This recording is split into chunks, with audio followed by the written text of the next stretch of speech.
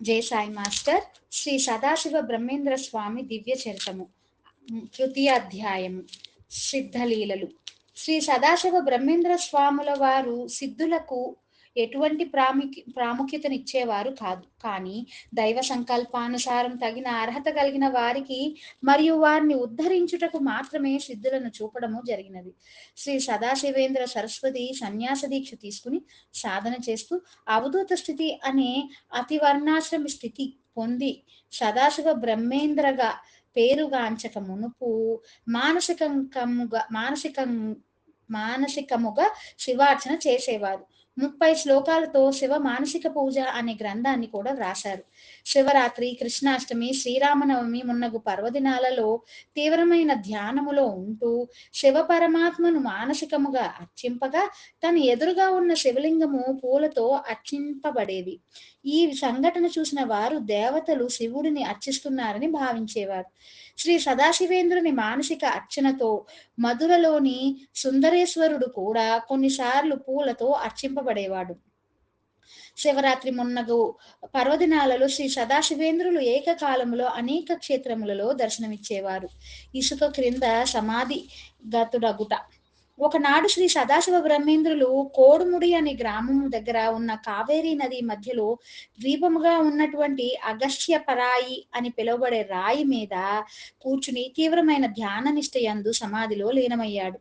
శరీర స్మృతి లేదు. కావేరీ నది వర్షము వలన ఉప్పొంగి తీర ప్రాంతములను ముంచగా ఆ ప్రవాహంలో శ్రీ సదాశివ బ్రహ్మేంద్రులు కొట్టుకుపోయారు.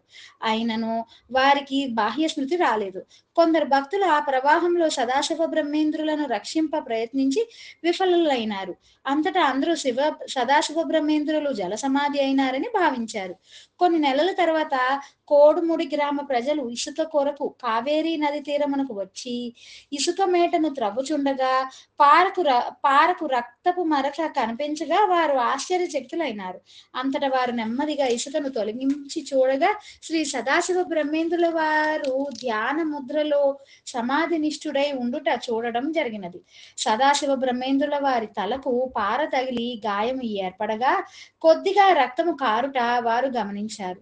ఈ విషయాన్ని విన్న గ్రామస్తులందరూ అచటకు చేరి ఆశ్చర్యపడగా గ్రామస్తులందరూ గుంపులుగా రావడంతో ఆ కోలాహల ధ్వనుల వలన శ్రీ సదాశివ బ్రహ్మేంద్రుల వారు సమాధి స్థితి నుండి బయటకు అంటే జాగ్రత్తావస్థకు వచ్చి తన తలకు తగిలిన గాయానికి ఏమాత్రము స్పందించక అక్కడి నుండి లేచి ఎటో వెళ్ళాడు.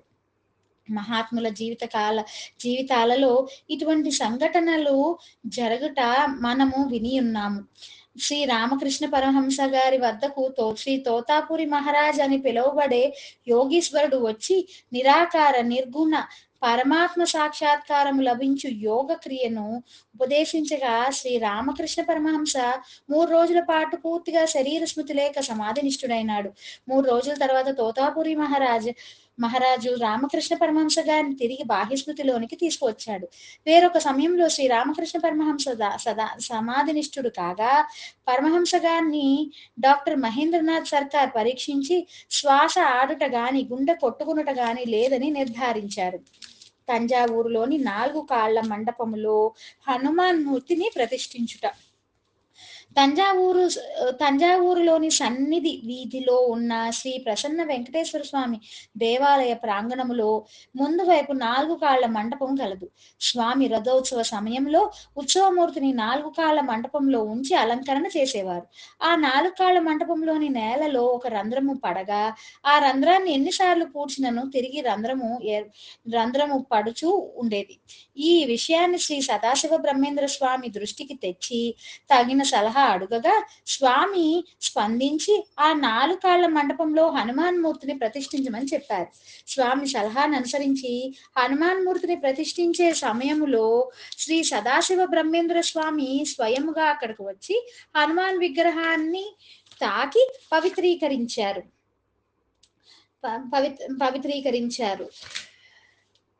రెండు చేతులు నమస్కార ముద్రలో పెట్టి నిలబడి ఉన్న భంగిమలో హనుమాన్ విగ్రహమును ప్రతిష్ఠించారు. ప్రతి సంవత్సరం శ్రీ సదాశివ బ్రహ్మేంద్ర స్వామి స్మృత్యర్థము అనేక చోట్ల సంగీతోత్సవములు జరుగుతాయి. తంజావూరులోని శ్రీ ప్రసన్న వెంకటేశ్వర స్వామి దేవాలయంలో కూడా సంగీతోత్సవములు జరుగుతాయి. ప్రసిద్ధ ఆహ్, ప్రసిద్ధ కళాకారులు ఈ సంగీతోత్సవముల్లో పాల్గొంటారు.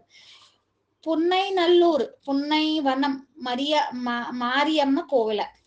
తంజావూరు మరాఠా పాలకుడైన మహారాజా తుక్కోజీ భోంస్లే తన కు తన కుమార్తెతో పాటు రామేశ్వరం వెళ్లి తిరిగి వచ్చే సమయంలో ఎండ వేడిమికి కుమార్తె కండ్ల కలక తీవ్రముగా ఏర్పడగా ఆస్థాన వైద్యులు మందు ఇచ్చినను ఆ కలక తగ్గలేదు. అంతట మహారాజు తుక్కోజీ తన కుమార్తె కంటి వ్యాధి నయమైన ఎడల సమయవరం మారియమ్మ దేవతకు బంగారు కనులు చేసి మొక్కుగా ఇవ్వగలనని ప్రార్థించాడు. ఆ రాత్రి సమయంలో మారియమ్మ దేవత మహారాజా తుక్కోజీ గారికి స్వప్న దర్శనమిచ్చి తాను తంజావూరు దగ్గర ఉన్న పున్నై అంటే వేప చెట్లు అడవిలో ఉన్నానని, అక్కడ తనను పూజించిన నీ కుమార్తె కంటి వ్యాధి నయమవుతుందని సందేశం ఇవ్వడం జరిగినది. తెల్లవారి మహారాజా గారు పున్నయ్య అడవిలో మారియమ్మ కొరకు పరివారాన్ని పంపి వెతికించగా ఒక పుట్ట దగ్గర వేపాకులు ఉండడము గమనించారు. అచ్చటకు కొందరు పిల్లలు వచ్చి పుట్టలో పాలు పోశారు. వారు ఆ విషయాన్ని మహారాజా గారికి తెలపగా రాజావారు స్వయంగా వచ్చి పుట్టను దర్శించారు. ఆ సమయంలో సదాశివ బ్రహ్మేంద్రుల వారు పుట్ట దగ్గర చెట్టు క్రింద ఉండడం చూసి నమస్కరించారు. మహారాజా తుక్కోజీ తన స్వప్న విషయం సదాశివ బ్రహ్మేంద్ర స్వాముల వారికి తెలిపి తగిన మార్గనిర్దేశము చేయమని కోరగా స్వామి తన పరంగిత జ్ఞానముతో అన్ని విషయాలు గ్రహించి అక్కడ ఉన్న పుట్టే మారియమ్మని దేవాలయము నిర్మించుటకు యంత్ర ప్రతిష్ఠ చేయుటకు తగిన సలహాలను సంజ్ఞల రూపేణ తెలిపినారు. శ్రీ సదాశివ బ్రహ్మేంద్ర స్వాముల వారే స్వయముగా అష్టగంధాలైన సామ్రాణి, పునుగు, జవ్వాది, కస్తూరి, గోరజనము, కుంకుమ పువ్వు, పచ్చకర్పూరం, ఇసుకను పుట్టమట్టితో కలిపి మారియమ్మ విగ్రహాన్ని చేసి శ్రీచక్రాన్ని ప్రతిష్ఠింపజేయడము జరిగినది. మహారాజా గారి కుమార్తెకు కంటి వ్యాధి నయము కాగా వారు తన మొక్కును తీర్చుకోవడమే గాక దేవాలయమును బాగా అభివృద్ధి పరిచిరి. దేవాలయ గోపురము ఎడమ భాగంలో శ్రీ సదాశివ బ్రహ్మేంద్ర స్వామి వారి ఫాల భాగము, హృదయము, పొట్ట, చేతులు యందు విభూది ధరించి శిరోముండనము చేయించుకుని చిన్ముద్రలో నిలబడి ఉన్న చిత్రము చెక్కబడి ఉన్నది. కుడివైపున మహారాజా తుక్కోజీ నిలబడి అంజలి ఘటిస్తూ ఉన్న భంగిమలో చిత్రము చెక్కబడి ఉన్నది. తంజావూరు మహారాజా శ్రీ శరభోజీ భోంస్లే గారిని ఆశీర్వదించుట. తంజావూరును 1685 నుండి 1712 సంవత్సరము దాకా పరిపాలించిన మహారాజా షాహాజీ భోంస్లే పండితుడు మరియు త్యాగేశుని భక్తుడు.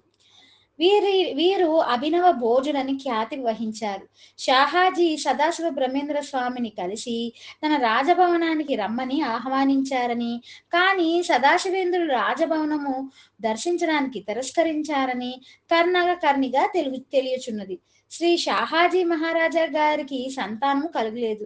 శ్రీ షాహాజీ మహారాజు చిన్న వయసులోనే 1712 సంవత్సరంలో తన తమ్ముడైన శరభోజీకి రాజ్యం అప్పగించి సన్యసించిన పవిత్ర మనస్కుడు. శరభోజీ మహారాజు 1712 సంవత్సరం నుండి 1729 సంవత్సరం వరకు రాజ్యపాలన చేశారు. వీరు కూడా పండితులు, సంగీత శాస్త్రము తెలిసిన వారు, ఎన్నో కావ్య నాటకాలను రాశారు. శరభోజీ మహారాజు తనకు వారసుడు కలుగనందున తన ఆస్థాన పండితుడైన మల్హారీ పండిట్ అను బ్రాహ్మణ పండితుని సదాశివ బ్రహ్మేంద్ర స్వామి వద్దకు వెళ్లి తనకు సంతానము కలుగుటకు ఆశీస్సులు కోరేందుకు పంపారు. మల్హారీ పండితుల వారు మహారాజా గారు దైవానుగ్రహము చేత సంతానం పొందగలరనే విశ్వాసముతో కుంభకోణము, వైద్యనాథము మున్నగు క్షేత్రాలు దర్శించి అచట ప్రత్యేక పూజలు చేయించి దీపాంబాపురం అను గ్రామంలో శ్రీ సదాశివ బ్రహ్మేంద్ర స్వామిని కలిసి మహారాజా గారికి వారసుడు పుట్టునట్లు ఆశీర్వదించమని కోరారు. ఆ వివరాలను మల్హారీ పండిట్ సంస్కృత భాషలో అనంతదేవ అనే కవి చేత ఉత్తరంలో రాయించి శరభోజీ మహారాజా గారికి పంపారు. ప్రస్తుతం ఆ ఉత్తరము తంజావూరు సరస్వతి మహల్ లైబ్రరీలో ఉన్నది. సరభోజి మహారాజా గారి తల్లి పేరు దీపాబాయి. ఆమె విదుషీమణి. ఏకోజీ మహారాజు గారి ధర్మపత్ని. ఆమె పేరున ఆ గ్రామానికి దీపాంబాపురం అని పేరడినారు. మల్హారి పండిట్ మహారాజా సరభోజీ గారికి వ్రాసిన ఉత్తరం. సంస్కృత భాషలో అనంతదేవ అనే కవి చేత రాయింపబడిన ఆ ఉత్తరము తెలుగు అనువాదంలో క్రింద ఇవ్వబడినది. నిర్వ్యాజం భవతా దురీశ్వర గృహద్వారాశికాం త్యాజిత వీరశ్రీ శరభ క్షితీశ్వర వయం కిం నాణ్యదాస్మహే క్షీరక్షాళిత సర్వశేఖర కాలాదావల్య గర్వచ్చిద కీర్త్యా భాసిత ధిక్ తటా భవతు తే సంతాన పారంపరీ. భావం: ఓ రాజా, భక్షితీశ్వర, ధనమదాంధుల గృహద్వారముల వద్ద నిరీక్షించకుండా చేసినందుకు కృతజ్ఞతలు. అంతకన్నా ఎక్కువ ఏమి కోరగలను? మీ వంశకీర్తి పాలతో అభిషేకించిన శివుని తలపై ఉన్న శుక్లపక్ష చంద్రుని వలె అన్ని దిక్కులా వృద్ధి చెందాలని కోరుకుంటున్నాను. నిర్గత్య తంజనగరాత్ శ్రీమాత మాజ్ఞయా మయా కుంభకోణే గతం తత్ర దినమేక మభూత్ స్థితం. మీ అనుమతితో తంజావూరును విడి కుంభకోణం చేరాను. అచ్చట ఒక రోజు ఉన్నాను. మయూరమగం స్నాత్వా కావేర్యాం దినపంచకం సాయం ప్రాతర్ నమస్కృత్య శంకరం లోకశంకరం. భావం: అచ్చటి నుండి మాయావరం అంటే పూర్వం మాయావరముగా పిలువబడిన గ్రామము మయూరవరముగా పిలువబడిన గ్రామము మాయావరముగా మారి ప్రస్తుతం మైలాదుత్తరై అని పిలువబడుచున్నది.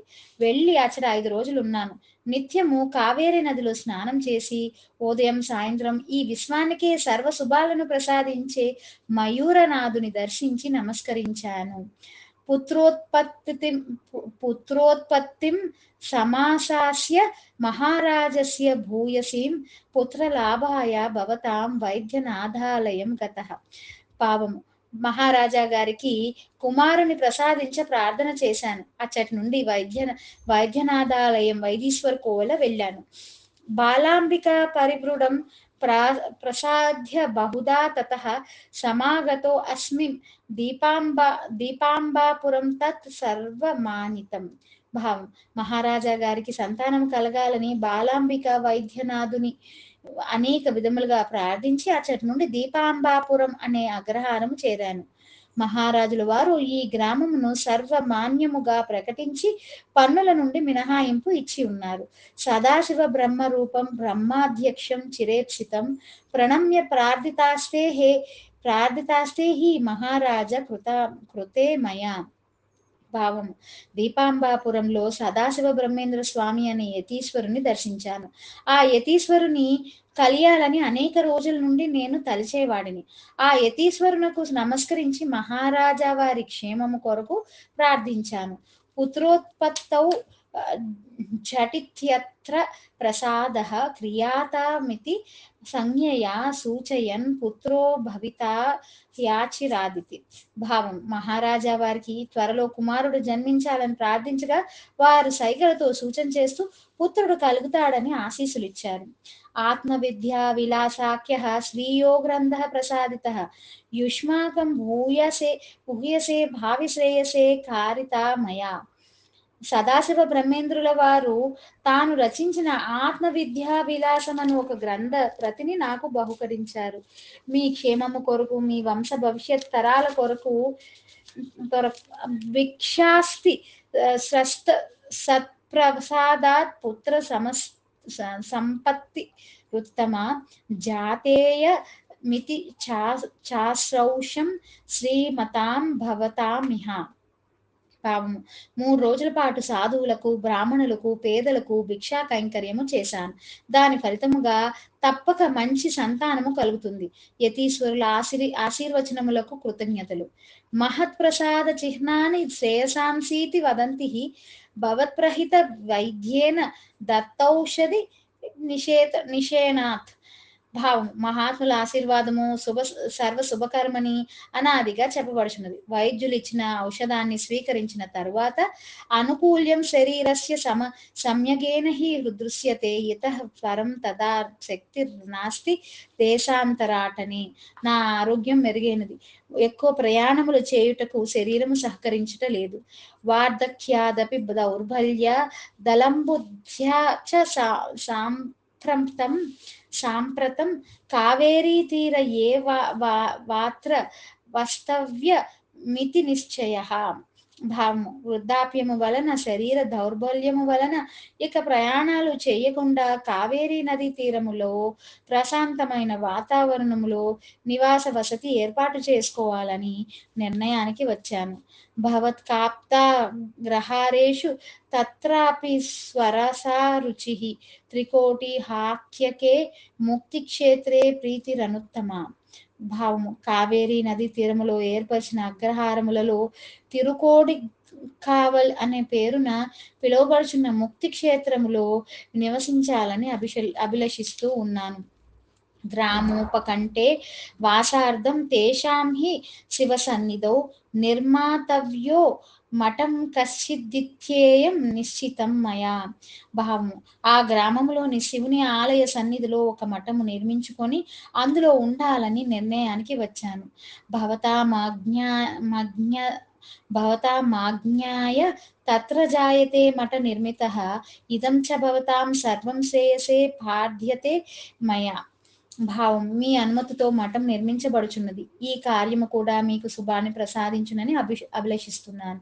కరాదృత మహీచక్ర పరసైన్య భయంకర శరభోజీ మహీపాల శరదాం శత మేడతాం. భావం భూపాలుడు శత్రు భయంకరుడైన మహారాజా శరభోజీ గారు శరత్ పున్నములు పూర్తి అయ్యే వరకు శత శరత్ పూర్ణములు పూర్తి అయ్యే వరకు సంపూర్ణ ఆరోగ్యవంతుడై జీవించి ప్రఖ్యాతుడు కావాలని కోరుకుంటున్నాను. కరదీకృత భూపాల వరదీకృత వాసవ సరదీయతి తే కీర్తి శరభోజి మహీపతే. భావము సామంతుల వద్ద కప్పము వసూలు చేయుచు యజ్ఞములు చేసి ఇంద్రుని మెప్పించి వరాలు పొందుచున్న శరభోజీ మహారాజు గారి కీర్తి శరదృతువులోని పూర్ణచంద్రుని వలె ప్రకాశించుగాక. మహ్లారి పండితేంద్రస్య మాత్రా చాసౌ నియోజితః అనంతదేవ నామాసౌ పద్యాన్య రచయత్ కవి. భావము అనంతదేవ అనే నామము కలిగిన నేను మల్హారి పండితుని గారి ప్రేరణతో ఈ శ్లోకాలను రాశాను. శ్రీ శరభోజి మహారాజా వారు శ్రీ సదాశివ బ్రహ్మేంద్ర స్వామి వారిని కలియగా వారికి సరస్వతీ మహల్ లైబ్రరీని అభివృద్ధి చేయమని సలహా ఇచ్చారని చెప్పబడుచున్నది. శ్రీధర వెంకటేశ అయ్యవాళ్ మహాలింగేశ్వరునిలో ఐక్యము చెందడము. తిరువసనల్లూరులో శ్రీధర వెంకటేశ అయ్యవాళ్ గారు వృద్ధులైనారు. ఒకనాడు ప్రదోష సమయంలో తన ఇష్టదేవమైన తిరువిడై మరుత్తూర్ నందలి మహాలింగేశ్వరుని దర్శించాలని తలిచారు. తిరువసనల్లూరు నుండి తిరువిడై మరుత్తూర్ వెళ్ళాలి అంటే మధ్యలో కావేరీ నదిని దాటాలి. కావేరీ నదిని దాటే సమయంలో ఒక మధురమైన గీతాలాపన విన్నాడు. ఇంకను దగ్గరకు రాగా శ్రీ సదాశివ బ్రహ్మేంద్ర స్వాముల వారు ఆత్మానందముతో కూడిన పార్వశ్యముతో సర్వం బ్రహ్మమయం రేరే సర్వం బ్రహ్మమయం అనే కీర్తన ఆలపిస్తున్నారు. కిం వచనీయం కిం వచనీయం కిం వచనీయం కిం రచనీయం కిమరచనీయం సర్వం బ్రహ్మమయం. కిం పఠనీయం కిమ పఠనీయం కిం భజనీయం కిమ భజనీయం సర్వం బ్రహ్మమయం. కిం బోధవ్యం కిమ బోధవ్యం కిం భోక్తవ్యం కిమ భోక్తవ్యం సర్వం బ్రహ్మమయం. సర్వత్రా సదా హంస ధ్యానం కర్తవ్యం భో ముక్తి నిధానం సర్వం బ్రహ్మమయం. భావము సర్వం బ్రహ్మమయమే, ఇదంతా బ్రహ్మమేరా. ప్రవచింపదగినదేమున్నది, ప్రవచింపరానిదేమున్నది, చేయదగినదేమున్నది, చేయకూడనిదేమున్నది, అంతయు బ్రహ్మమేరా. చదవదగినదేమిటి, చదవరానిదేమిటి, సేవింపదగినదేమిటి, సేవింపరానిదేమిటి, సర్వము బ్రహ్మమే. తెలియదగినదేమిటి, తెలియరానిదేమిటి, తినదగినదేమిటి, తినరానిదేమిటి, అంతటా బ్రహ్మమేరా. చేయవలసినది ఒక్కటే, అన్ని వేళలా అన్ని చోటుల ముక్తికి కారణమైన హంస ధ్యానం ఒక్కటియే ఆచరింపవలయును. సర్వము బ్రహ్మమయమే. ఇట్లా ఇట్లా సదాశివ బ్రహ్మేంద్రులు సర్వము బ్రహ్మమయముగా చూస్తూ చేసే గానాన్ని వింటూ శ్రీధర వెంకటేశ్వర అయ్యవాళ్ళు కూడా సర్వము బ్రహ్మమయమనే తాదాత్మ్యతతో మహాలింగేశ్వర దేవాలయంలోనికి అడుగుపెట్టారు. అచ్చట వెలుగుచున్న దీపాల వెలుగులో ఉన్నట్లుండి గర్భగుడిలోని మహాలింగేశ్వరుని వద్ద నుంచి గొప్ప జ్యోతిర్ప్రకాశము వెలువడగా ఆ దివ్యకాంతిని దర్శించి చివరిగా పరమశివుని ప్రార్థన చేస్తూ సంసారస్య విశాల నాటక గృహే సర్వాణి రూపణ్యః ధృత్వాధోముఖ యోనికాం యువనికాం నిహృత్య నిర్గత్య చ సర్వజయస్య దయాపరస్య తవ దేవాగ్రే చిరం నృత్యతః శాంతస్యాపి విమలమిత్యు చిత్వాగేవాస్తు విషాణనం భావము. ఓ ప్రభు, సంసారమనే ఈ నాటకములో అనేక పాత్రలు ధరించాను. చాలా కాలం నుండి నీ అందే నృత్యము చేయుచున్నాను. ఓ దయాస్వరూపుడా, నేను ప్రస్తుతం అలసి ఉన్నాను. ఈ నాటకము చాలు అని మీరు తలచిన నాకు విశ్రాంతినిమ్ము. ఈ విధముగా చివరిగా ప్రార్థన చేస్తూ శ్రీధర వెంకటేశ్వర అయ్యవాళ్ ఆ జ్యోతిర్ప్రకాశము వద్దకు వెళ్ళగా శ్రీధర వెంకటేశ్వర అయ్యవాళ్ళలోని ఆత్మజ్యోతి ఆ మహాలింగేశ్వరుని జ్యోతిర్ప్రకాశములో కలిసిపోయినది.